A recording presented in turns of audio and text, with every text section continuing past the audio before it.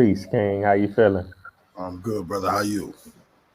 All is well. All is well. Man, first and foremost, I want to thank you for coming on the platform. I truly appreciate you. This is an Nah, honor. most definitely. I'm looking lopsided. Hold on a second. Yeah, all right. Yeah, most definitely, man. How you doing? Thanks for having me. Oh yeah, no doubt. I know you got moves to make, so we're gonna get right into it. You've been doing a lot of work in the industry over the years, behind the scenes. A lot of time, people don't get their flowers. So I want to kind of talk about your career and the contributions that you made. Getting the opportunity to work with different artists and things like that. For the viewers who may not recognize you, let them know who you are and definitely where you're from. Okay, no doubt. Most definitely. My name is Buddah. Um, I am a music producer. I am a recording engineer. I am a mix engineer. I I also make beats. There's a difference between being a producer and making beats. Um, I'm an accomplished photographer, and I am one half of the Goodfellas Music, 1/7, 1/8 of the Producers Coalition of America, and or should I say 1/9? Excuse me, I forgot. I'm sorry, 1/9. And first and foremost, I'm a husband and a father.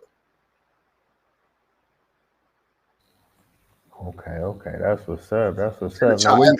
and a child of God. And a child of God. Excuse me, I'm sorry. Most definitely. Now, where you say you from again? Well, I was born in Brooklyn, Brooklyn, New York. Uh, I've lived all over New York, Long Island, Queens, uh, you know, Far Rockaway, which is Queens still. But right now I live in Georgia, Atlanta. Well, east of Atlanta. Okay, that's what's up. Now I can ask you this, coming from NY, especially Brooklyn, when did you first get exposed to hip hop? For the majority of us, a lot of times we heard it on the radio for the first time or on television, but I know y'all was right there, the motherland where it all started. Yeah, well, so getting exposed to hip hop started early. I had cousins and stuff that were listening to certain things, and they would bring home records or whatever and play stuff for me. And I have to attribute my cousins. I should mention them by name because they won't forgive me if I don't. Right. So my cousin Jeanette, my cousin Jimmy, they really the two that really exposed me to like to hip hop and to rap. You know what I mean? And it definitely it changed my life. But it was the first music that I could sit there and really understand like that, because not that I couldn't understand the stuff that my parents listened to because those was classics, right? But it was something that I could actually relate to. You know what I mean? So it helped me it made music a lot more relatable for me. Okay, cool. Now, when did you actually begin to participate? Did you start off as a DJ or a b-boy or MC? Nah, actually, man, it's crazy because so I had a friend, uh, God rest his soul, my man LB. We used to play basketball together and whatnot, and we played with this dude named Ray, and Ray was real good friends with a rapper by the name of Special Ed. And he actually, used to do like, security for him and all that stuff. So, he introduced us to Ed, and Ed allowed me to go on the road with him, you know what I mean? And see, go to shows and stuff like that and travel. Like I travel up and down a little bit with him, and, and got a chance to see like the back door of it. But, keep it real. Even before that, I ain't gonna lie. That's the first time I actually got a up close. Well, I wouldn't say up close, but that's the first time I got a consistent dose of up closeness. The first time I ever got a chance to really mess with hip hop, the first two times. The first time was I went to I was out in Long Island, and what's the name? UTFO was performing at Hofstra University, and I snuck in. And I don't know, man. I had a gift for sneaking in places. So like I snuck in and somehow I got I was in the dressing room. Like I don't know how the hell I get in the dressing room. I was in the dressing room. So it was UTFO, Chuck Chill Out. And I'm like up there close. They don't know who I am. I guess they just looking at this little kid like, yo, what's good? Like, you know what I'm saying? Like, hey, shorty, you know what I'm saying? And I'm in there just chilling and just like, you know, one thing I did know was that if you keep your mouth shut and just stay there, like they'll let you stick around. You know what I'm saying? So I was able to do that, and I was able to, you know, and I actually met Doc Ice like maybe I don't know, maybe about 4 or 5 years ago. I met him at CIAA, and I told him that story. He started laughing. You know what I'm saying? Because it was crazy. You know what I mean? Because I was just able to be there, and then the next time I went and I went to what's that there was a hip hop concert, the Fresh Fest. That's what it was. It was the Fresh Fest.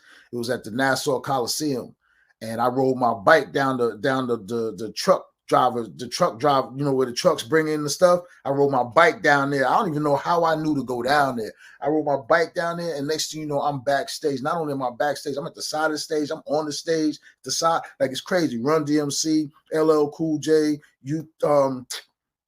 Houdini, you know what I'm saying? Like Fresh Prince, like it was crazy. All the biggest rap stars was at that show, and I'm backstage and at the side of the stage. So like I said, I had a niche for being able to sneak in places and just like I was standing next to Chris Rock. And the crazy thing was I was standing next to Chris Rock. I met Chris Rock that day, and the Fresh Prince that same day. And it's crazy how they had that little drama a couple years ago with the whole thing, right? Wow. Yeah. What's up, man? You named a lot of legends. People dream to even being able to meet one of them, and you got a chance to, like you say, get more hands-on in terms of the industry, connecting with, you know, the legendary Special Ed. Now after that, did you start like making records for people, or was it soon after, or a lot later? So I met Ed in like '89, right? Wow. And like I met Ed in '89. Hung out, you know, whatever, was hanging out 89, 90, 91, 92, you know, and in seeing what he was doing, Ed had a road management dude to handle his road management named Diesel. At least that's what I thought he was doing, was being road manager. And that kind of enticed me. So I was like, you know what? Maybe I'll take my stab at management, you know what I'm saying? So I managed a couple of acts and whatnot that was, you know, local acts or whatever, and you know, one of them had a little deal on this record out in Long Island called, I forgot the name of the label, but he had a little deal, and then you know, and it was cool, but I didn't really like the management thing that much because you know, artists are a little funny. Like when I say funny, you have to be a little bit unique to be not a little bit, you got to be a lot unique to be an artist, right? So you know, something about their uniqueness and my personality didn't really always click because I don't really like being ordered around. You know what I'm saying? I don't like. I'm not. You know, it's kind of funny for me. You know what I mean? I'm a direct person. So if you tell me something, if I feel a certain way, I'm gonna tell you what's on my mind. So you know, we bump heads a little bit or whatever the case may be, but at the end of the day, they always knew they was going to get the truth from me. So, you know, it was cool, but it just really wasn't my thing. But what really brought me into doing music, to making music, is in 1990, I was introduced to a dude, my man Blitz. I see my man Blitz on the train coming back from Brooklyn. And my man Blitz introduced me to well, he talked to me and he was like, yo, I didn't even know him. So he wasn't my man at the time. He's my man now. But he was like, yo, I had on a profile jacket. He was like, yo, you know this dude named Shamello? I was like, nah, I don't know no Shamello. He's like, yo, you need to meet Shamello. And I was like, okay. And first I thought it was a little weird, you know, Shamello, because, you know, I never heard that name before, you know what I mean? But he was like, you need to meet him and shit. So I'm like, all right, cool. He's like, he worked up at the studio on South Franklin called 510. I said, all right, cool. But, you know, that was it. And he never introduced me to him. He just told me about him. And then, you know, all the dudes that I hung out with, the same dude that I was talking about, L, that introduced me to Ray and all that stuff, him, my boys, all my other boys, they actually knew Shamelo. I didn't know they knew him though. Like it was crazy because I'm always with them, but they was real tight with him, and I never met him. So I'm like, how are we all tight with the same dude, and me and him never met each other? Then we finally met each other, and when we met each other, we really clicked, man. We really clicked. You know what I'm saying? And it was crazy because even though we was tight, we didn't get real tight until I had got, relieved of my duties at this job I had, and me and Mello decided to move in together. We moved in together in this apartment in South Jamaica, Queens, in Bricktown, and we used to call it the Underground Railroad. But see, Mello was already accomplished because Mello had written songs for Bell Biv DeVoe. He had written like the raps for Bell Biv DeVoe on their album, but he was in the process of, going from being a rapper to he wanted to start trying his hand at making beats. So he was like, you know what, I'm gonna make some beats. And so he started buying equipment, and he bought like a SP 1200, a S950, a couple other pieces, and he started making beats. And I was just sit back and just watch, again, like I said, fly on the wall, sit there, be quiet, and just watch. And he taught me about how to truncate, how to sample, how to speed up the beat so that you can, because there's a limited amount of time that you have to sample in those SP 1200s. So you had to kind of put it on 45, speed it up, and get sample the beat, and then slow it down back in once it got in the machine. You know what I'm saying? So you actually have the time. You know what I mean? So I was like, okay, cool. But again, he's doing that shit, and he had a partner at the time named Epitome, who him and Mello was working on making beats together. Epitome had already been making beats, right? So when we're in this apartment, they're doing what they do, and I'm kind of just sitting back on the side because, like I said, they kind of know what they're doing, and I'm just figuring it out or whatever, And I would get in on the equipment every once in a while when nobody's in there, but I really, if they wanted to work, I step back, let them do what they do. And then Epitome bought this machine in this box to the crib called MPC 2000. And like this was when they had first came out. Nobody had even really been seeing it. Like I think this was like when Roger Lynn had just dropped his contract with Akai, because he was the reason that they had, I think his name was on the on the other ones before that, you know what I'm saying? And he dropped his contract with them, so they made the MPC 2000 without his name on it, and it was just sitting in the box. And I'm like, well, if it's just gonna sit there, can I take it in my room and use it? And they was like, yeah, go ahead. So I had it in my room for months and months and months, just practicing. And I wouldn't even call it making beats. I would call it like maybe just cutting up pieces and stuff like that, because I wouldn't even consider the things that I was putting together as really beats. Like they were beats, but they wasn't nothing I was proud of. Nothing I was playing for nobody. I wasn't playing for nobody. And and one day, man, this is crazy. Like one day, it was like, I don't know, I think it was like March of 97. Me, Mello, my man Quasi, shout out to Punchline Q. You know what I mean? We was out there, and we was at the crib, and my man Sean was there too. And we was at the crib, and we was playing CeeLo. I don't know if you know what CeeLo is, but it's this 3 dice game that you gambling, make some money. And I was killing them. I was taking all their money. Like it was crazy. Like, and it was a good thing because I took Mello's money first.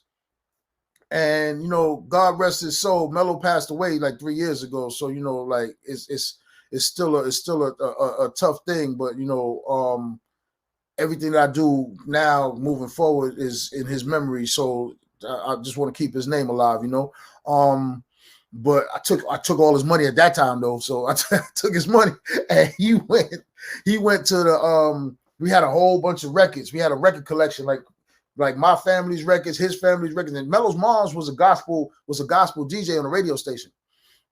So she had a lot of old records and stuff like that. So we took all those records and we had them at the apartment in Queens. And it was crazy because he goes and he starts digging through records, and he goes back in the little room. We had a little room that was about maybe like a smaller than a jail cell, like that we had all the equipment in and whatnot, and the funny thing is, a lot of the equipment that we had to get rid of at the time because times got a little rough.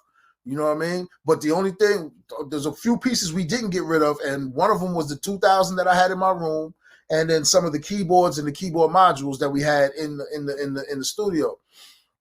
So while we still playing CeeLo, Melo's looking through records, and Melo pulls out this sample, and he comes back and he goes, "Yo, come check this out."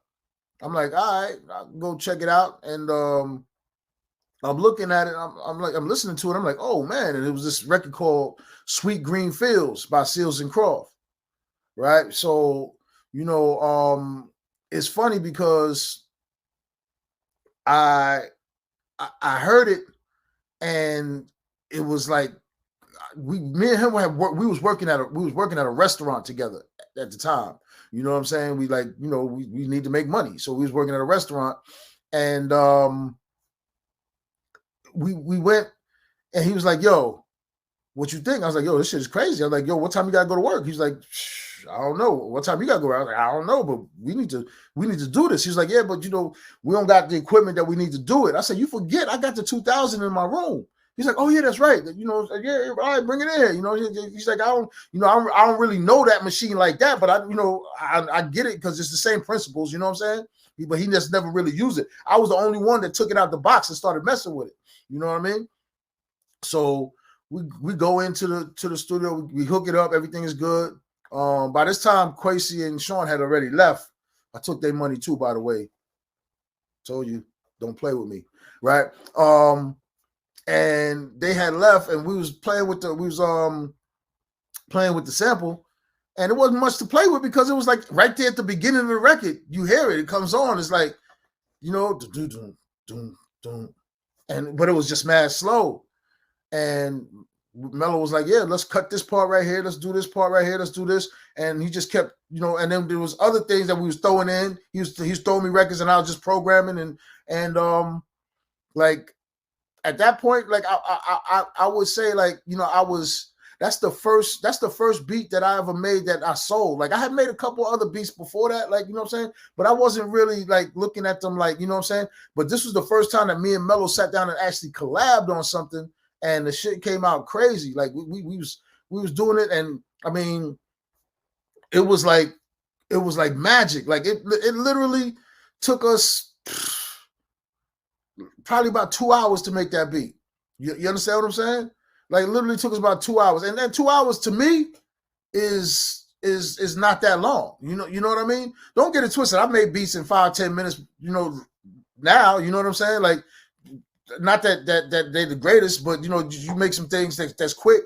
But to make a beat in 2 hours, like of that quality, it wasn't like we did a whole bunch to it. The sample was pretty straightforward, but the drums was all everything because there's no drums in the sample.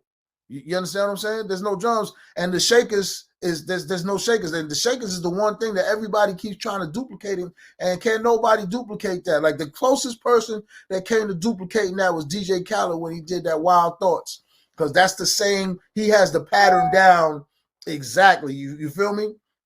He has that pattern down exactly, but nobody knows where we got them shakers from, and I ain't telling nobody. You know what I'm saying? So it is what it is. But yeah, man, we did that, and the crazy thing is, like I told you in the beginning, we called this place the Underground Railroad, and the main reason we called it the Underground Railroad is because mad people used to come through there, like, you know what I'm saying, and later on they be big. Busta used to come through because if I go back a little bit, that 510 studio that Melo was at, he used to take me to the studio with him after we met up, after we started becoming cool. He used to take me to the studio with him. That studio ended up being the home of Public Enemy, what you call it, Leaders of the New School. You know what I'm saying? What you call it, Young Black Teenagers, who was all white, but they was called the Young Black Teenagers. what you call it, Son of Berserk. You know what I'm saying? There was so many acts that were in that studio. And the crazy part about it is the leaders of the new school gave birth to Busta Rhymes, right? Because Busta Rhymes came out of the leaders of the new school. So we all started the same thing. So Busta used to come to the crib, hang out, you know what I'm saying, in Queens every once in a while. He didn't come all the time, but he come every once in a while. But his road manager, Fab, used to live with us. He slept on the couch. So one day, that same night that we did that beat, about 6, 7 o'clock in the morning, the doorbell rings and it's Fab. He coming home from doing a show with Busta. You know what I mean? And when he gets there, it's like, as soon as he opened the door, you hear because now it's sped up and it's got drums and everything. And as soon as he heard it, he was like, "Yo, oh yeah, flip mode," and all of that stuff he started doing. That's actually Fab on the actual record doing the same thing. From the minute he heard it, that's what he was doing. So when we was in the studio with Bus, because like I'm getting ahead of myself. So once he heard it, he was like, "Yo, I need to take this to Busta." And you know, we're like, "All right, cool, go ahead." You know what I'm saying? Whatever, right? I wasn't thinking nothing was gonna go down with it. You know what I mean? And we go to work the next day, and we spent the whole weekend out at our job. We slept on a friend's couch because we had to work back to back 16-hour shifts. So it was like, you know what? We just gonna stay out here. So we stayed out there, and then I get I call home to check my answer machine, and I'm like, "It's Busta. Yo, I want y'all in the studio, blah, blah, blah. Yo, this shit is crazy. Boom, boom, boom, boom." So yo, Mello, listen to this message. Mello listened to the message, and he was like, "Oh, wow, that's crazy." But Mello had one more shift. My last shift was over. So I was like, you know what? I'm about to head to the crib. I went to the crib, checked the message again when I got there. It was another message from him, like, "Yo, you know," boom. So I called him. He was like, "Yo, you know, I need y'all to come to the studio." Boom, boom. I was like, "You know what, man? I just finished working. Mello still got another shift." I was like, "Can we come out there like tomorrow, like, you know, Monday, and you know, do everything?" He's like, "Yeah, no problem. Whatever, cool."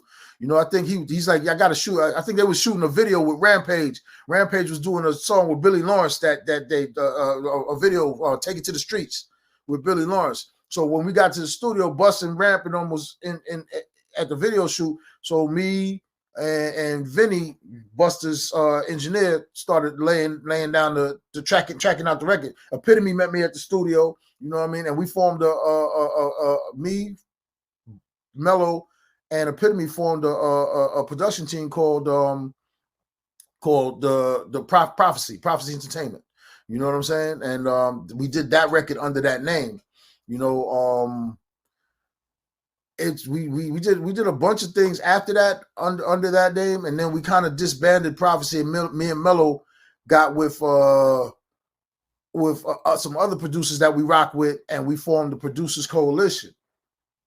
The Producers Coalition of America, which consisted of me, Shamello, DR Period, who did Annie Up, How About Some Hardcore, and Hey Ma, and, you know, a bunch of other records. You know what I mean? Smooth the Hustler, all of that. You know what I mean?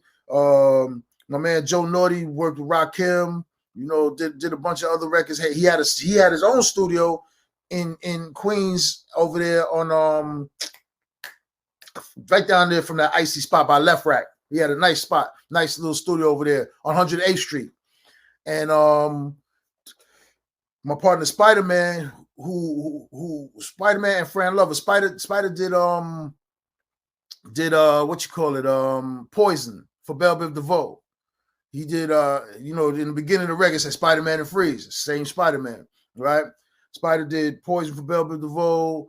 He did I Want to Sex You Up, Color Me Bad. You know what I mean? Him. That's back when he was with Dr. Freeze. It was Spider-Man and Freeze. They did that stuff. You know what I mean? And then, you know, Fran Lover, and Chucky Madness. My man Chucky Madness. Chucky was working with. Chucky was a producer that was originally working with the Characters, Charles and Troy Taylor and Charles Farrar. Troy actually is most known now for be with Trey Songz, and you know, and him and Charles did Sweet Lady for Tyrese, and like they like there's so many people around us that were tied into the music game. It's just like, you know, it's amazing what we had around us to, you know, to mentor us and to, you know, just to learn from it, to look at, you know, Eric Sadler from the Bomb Squad, because the Bomb Squad was part of that whole 510 studio.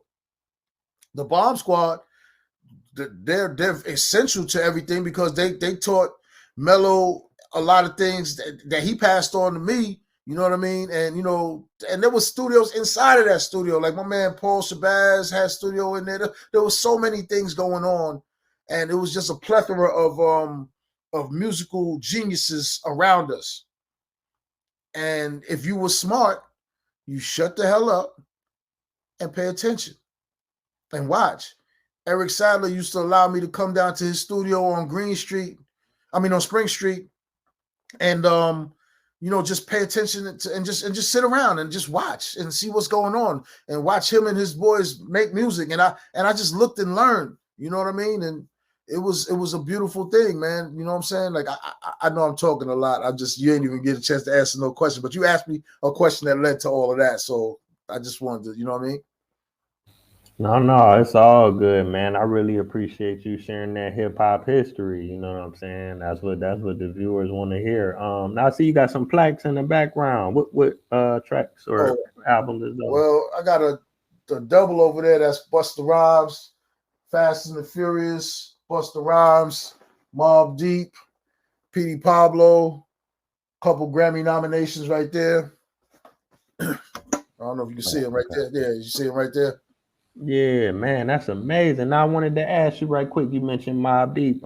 What project did you work on with them? That's for Murder Music. We did USA I then. This one's for all my MOBBs and my out of state niggas repping NYC.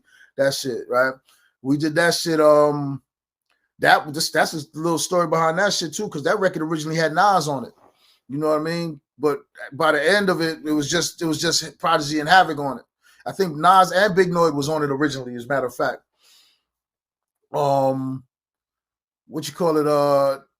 And it was gonna be the first single for that album. It was slated to be the first single, but the album had got bootlegged, so they went back in and to do some more songs, and then they did the Quiet Storm. And when the Quiet Storm, man, look, the Quiet Storm was undeniable. We just do what we gonna do. You know what I'm saying? We had to step back and allow for that to be the first single. And then they did a song with Brandy. And it was like, okay, that's the second single. So we ended up being the third slated single on that album, instead of being the first single because of the bootlegging. Okay. Wow, that's amazing, man. Big shout out to Mobb Deep. Rest in peace to Prodigy. Rest in peace, Prodigy. Yeah, one of the greats. Now you had mentioned some Grammy nominations. That's phenomenal. What projects got nominated? Okay, so we got nominated. There was a nomination for Put Your Hands Where My Eyes Can See. And there was a nomination for Album of the Year for Petey Pablo when we executive produced Petey Pablo's first album.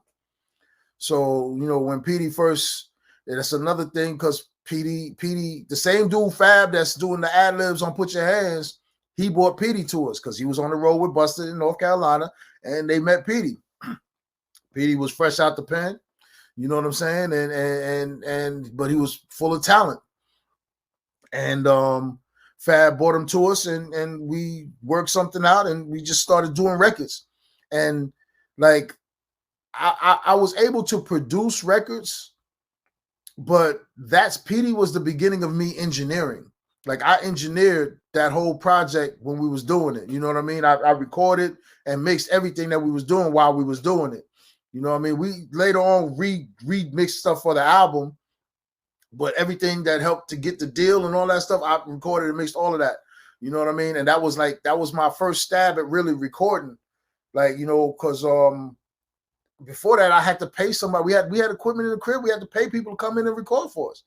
And I started thinking, I was like, that don't make no sense. Like, why do I have to pay a man to come into my house to do something that's in my house? I should be able to do that. You know what I mean? So I learned how to do it. And it also helped to make me an asset to my team, because it's one thing to have a crew of people, but what are you really bringing to the table, right? What are you doing that's essential or that's necessary? And I always felt like, what, the more things that I could do, the more necessary I am. My dad used to tell me when I was younger, he's like, look, make people miss you if you're not there. If you're doing something where they can notice that you're not there, then you're doing something right. You know what I mean? Because it's important to be an asset. If you're not an asset, then the only other thing you could possibly be is an asshole, right? Because like everybody got one of those. You don't want to be an asshole. You want to be an asset. So I did my best to become an asset, or should I say essential to any situation that I'm in. Yeah, man, absolutely, absolutely. Let me see, we're about 31 minutes in, so I want to Wow. ask you maybe like one more question, man. I really appreciate all the knowledge and information you sharing. Now, is there anything that you're working on right now? Are you still, doing mixing and working with artists and producing, or are you retired, or do you got a label, or what's the current status? Okay, so definitely not retired. Definitely not retired. Like I tried that once. Like I tried retirement because the music business is funny, and it's an acquired taste. Like you have to have the stomach for it. And like I just got real tired of some of the people in it, and some of the things that was going on. But you know what? My partner that I have now, my man Jay the Pro, he pulled me back into it. He was like, "Yo, you ain't done. You still got a lot left in you." So we started doing these things. And right after Mello passed, Mello, he also wrote this book, man, From Ghetto to Greater. You can buy that on Amazon. You can buy that in a lot of different publications. But keep my man's name alive, right? Mello, I promised him that I would keep knocking it out. You know what I mean? And we formed this company called the Goodfellas Music, and we've been working really, really hard. We got an artist by the name of Gail Salvo right now, who we're doing some big things with, and she's making some really big noise. She's got a record. She's got a single out called Sugar, off that Beanie Man Sim Simmer beat, and that's pulling a lot of headway. We got a mixtape that we actually finished, but due to some complications, we had to make some changes to it. So we're in the process of making a few changes to it. That should be out, if not by the end of this month, early next month. It should be out early. Everything is fire. It's hosted by DJ Just Right, the Turntable Temptress. You know what I'm saying? We got a album that hopefully will be done by the end of this year, that we're working on for her. Just a lot of big things. We got a couple of other artists that we're working with. Got a kid by the name of Snacko that we're dealing with. We got a girl named Kay. She's doing some really big things. She just came back from the UK, did a seminar over there. That a new music seminar over there that was pretty big for her. She's got some big records she's got a record called Dewey that's out right now, on all platforms. What you call it? We got another dude that we're working with named Orain Fire, and this dude has got he's spitting some talent too. Like he's really, he can sing, and he's got a lot of charisma. You know what I mean? So, or as these kids say, Riz, right? He's got a lot of Riz. So it's like I'm really happy with the body of work that we've got going on right now. But the most important thing is the chemistry between me and my partner Jay the Pro. We before, like, I've always been part of a team, but the closest person, even though I was part of a bigger organization, the closest person to me was always Shamello. You know what I mean? Like, we did a lot of things together, and nobody can ever replace Shamello. But I'll tell you this, Jay the Pro is a hell of a person to have in his wake. You know what I mean? Because like he pushes me to get better. He pushes me like you're always getting better, right? You have to always get better. This music business changes so much. It's always evolving. Things are always going on. Things are always happening. Things are always changing, right? So Jay the Pro pushes me so hard because he's so talented. And it's like, okay, I got to keep up with the Joneses, and he's the Joneses. I got to keep up with what he got going on, and we have a friendly competition that I had with Mello and the coalition. You know what I mean? And Jay is the newest member of the coalition. Jay the Pro is the newest member of the coalition, and it's a beautiful thing that we put together, that we're working together to make this music, because we've made, I can't count how many records we've done so far since we've been working together, and we haven't done a whack record yet. Not one. Not one. You know what I mean? So it's really just a matter of what's really going to pop off, you know, the biggest, the best, whatever. I believe all of it has the potential to really pop. You know, the people that we're working with, we got a good team of people that we're working with. You know what I mean? And I'm just blessed to be a part of it and have them be a part of it. I wish Jay the Pro could have been here with me. He's actually should be headed to the airport in a little while. He's got a flight. He should be headed back here. He's in New York right now.